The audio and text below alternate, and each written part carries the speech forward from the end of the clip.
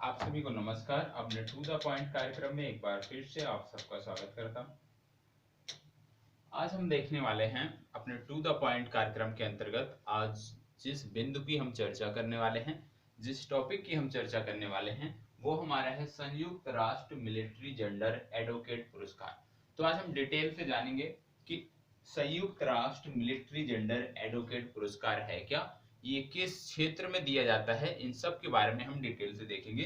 क्योंकि ये जो टॉपिक है ये हमारी परीक्षा के लिए महत्वपूर्ण है, सभी राज्य विशेष की परीक्षा के लिए महत्वपूर्ण है, या हम कह सकते हैं कि सभी एक दिवसीय परीक्षाओं के लिए महत्वपूर्ण है जहां पे करंट अफेयर्स पूछा जाता है। तो ज्यादा समय ना लेते हुए हम आते हैं अपने मुद्दे पर।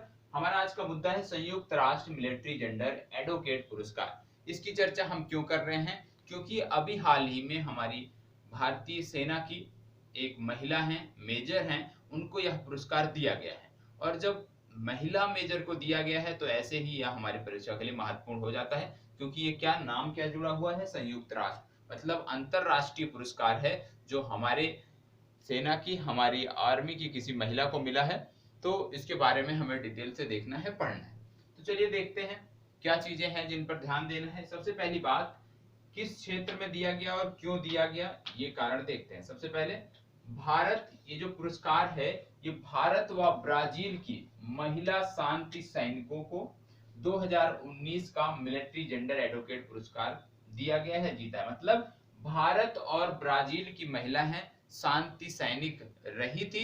इन दोनों लोगों को जो बोलते हैं संयुक्त रूप से, तो संयुक्त रूप से भारत और ब्राजील की एक एक महिला कैप्टन है जिनको यह पुरस्कार दिया गया है। किसने दिया है? यूनाइटेड नेशन ने दिया है। अब बात आती है किस क्षेत्र में दिया। सबसे पहले याद रखिए क्या है, ये लोग शांति सैनिक थे, मतलब United nation peace keeping force जो है हमारा है, उसके अंतर्गत इन्होंने कार्य किया था, बेहतर कार्य किया था, उत्कृष्ट कार्य किया था, जिसके लिए ये दिया गया। किस वर्ष का दिया गया है? तो वर्ष 2019 के लिए दिया गया है। अब नाम पता होना चाहिए किनको दिया गया। जो भारतीय है उनका नाम है मेजर सुमन गवनी, मेजर सुमन सुमन गवनी। और दूसरी जो ब्राजील की है उनका नाम है कमांडर कार्ला मोटोइगोरी कास्तो अरुजो। ठीक है, तो इनका नाम महत्वपूर्ण नहीं है, लेकिन जो भारत की महिला है इनका नाम आपको पता होना चाहिए, मेजर सुमन गवनी। दूसरे का नाम है कमांडर कार्ला मोटे इरोडी कास्तो अरुजो। तो जो ब्राजील की महिला है उनका नाम नहीं भी आपको याद है तो कोई बात नहीं, लेकिन जो भारतवंशी हैं उनका नाम आपको पता होना चाहिए, मेजर सुमन गवनी। ठीक है, अब बात करते हैं कि ये पुरस्कार जो दिया गया है मेजर सुमन गवनी को, क्योंकि हम भारत के परिप्रेक्ष्य में देख रहे हैं तो एक ही नाम हमें पता होना चाहिए। अब इन्होंने क्या ऐसा कार्य किया जिसके लिए इनको पुरस्कार दिया गया? तो इन्होंने जो संघर्ष हो रहे थे, जिस भी देश में इनकी प्रतिनियुक्ति रही होगी, जहां भी इन्होंने शांति सैनिक के रूप में कार्य किया है, तो क्या किया इन्होंने? संघर्ष के दौरान यौन हिंसा के बारे में संयुक्त राष्ट्र के 230 प्रेक्षकों को प्रशिक्षित किया है। इनका काम क्या था? जो मेजर सुमन गवनी है जिनको यह पुरस्कार दिया गया है, उन्होंने क्या कार्य किया है? संघर्ष के दौरान यौन हिंसा के बारे में संयुक्त राष्ट्र के 230 प्रेक्षकों को प्रशिक्षित किया है। इसके अतिरिक्त इन्होंने क्या किया?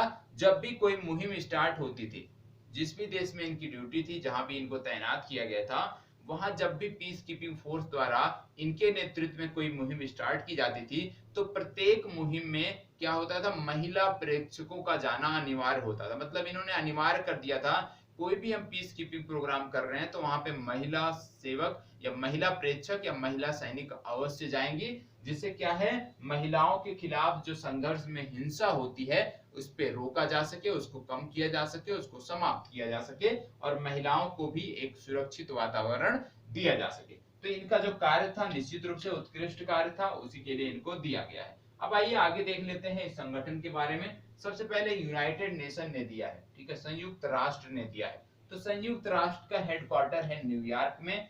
यहाँ पे जो ऑफिशियल भाषा है, जो आधिकारिक भाषा है संयुक्त राष्ट्र में, और इनकी 6 आधिकारिक भाषाएं हैं, ये आपको पता होना चाहिए। कौन कौन सी?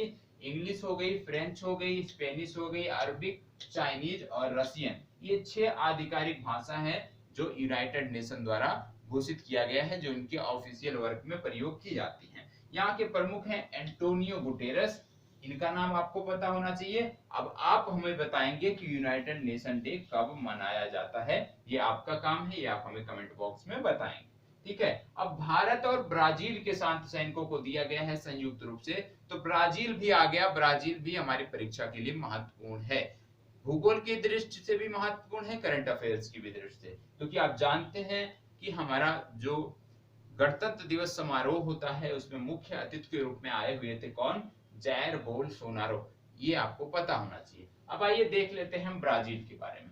सबसे पहले ब्राजील की राजधानी है ब्रासिलिया और यहाँ की मुद्रा है ब्राजीलियन रियल, ठीक है। और ये आप जानते हैं विषुवत रेखा और मकर रेखा, विषुवत रेखा और मकर रेखा दोनों ब्राजील से होकर गुजरती है। और ब्राजील जो है ये दक्षिण अमेरिका का सबसे बड़ा देश है, ये भी आपको पता होना चाहिए।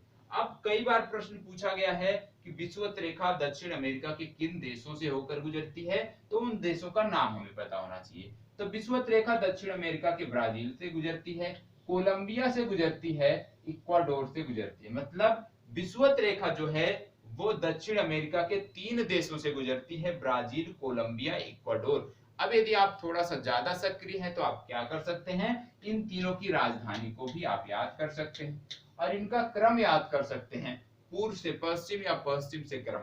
ऐसे जो मैंने क्रम बताया है ये पूर्व से पश्चिम क्रम है। जो विषुवत रेखा गुजरती है पहले ब्राजील आता है, फिर कोलंबिया, लास्ट में इक्वाडोर। फिर इसी प्रकार बात आती है मकर रेखा की। मकर रेखा कहां कहां गुजरती है? मकर रेखा दक्षिण अमेरिका के, यदि हम देखें सबसे पहले पूर्व से पश्चिम या पश्चिम से पूर्व देखें, सबसे पहले हम पश्चिम से पूर्व देखते हैं तो सबसे पहले चिली आएगा, चिली के बाद अर्जेंटीना आएगा, अर्जेंटीना के बाद हमारा आ जाएगा पराग्वे और पराग्वे के बाद आ जाएगा ब्राजील। मतलब मकर रेखा 4 देशों से होकर गुजरती है दक्षिण अमेरिका के। कौन कौन से?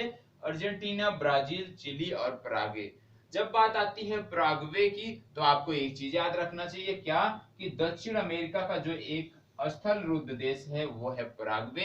ये भी आपको पता होना चाहिए कि जैसे उरुग्वे या पराग्वे ये विकल्प में रहे कि कौन सा स्थल रुद्ध है तो कंफ्यूजन होती है, याद रखिएगा पराग्वे जो है ये स्थल रुद्ध देश है, ठीक है। इसके अतिरिक्त भारत और ब्राजील के बीच एक सैन्य अभ्यास होता है, लेकिन इसमें दक्षिण अफ्रीका भी शामिल होता है। इसका नाम है इप्सामर, इप्सामर, IBSAMAR।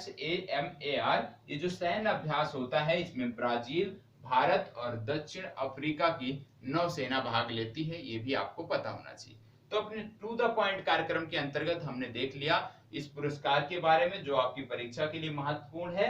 संयुक्त राष्ट्र मिलिट्री जेंडर एडवोकेट पुरस्कार किसको दिया गया है? मेजर सुमन गौनी को दिया गया है, भारतीय सेना में ये मेजर हैं, ठीक है। तो आज के लिए टू द पॉइंट कार्यक्रम में इतना ही। कल फिर मिलते हैं, तब तक इसी प्रकार हमारे साथ बने रहें। धन्यवाद।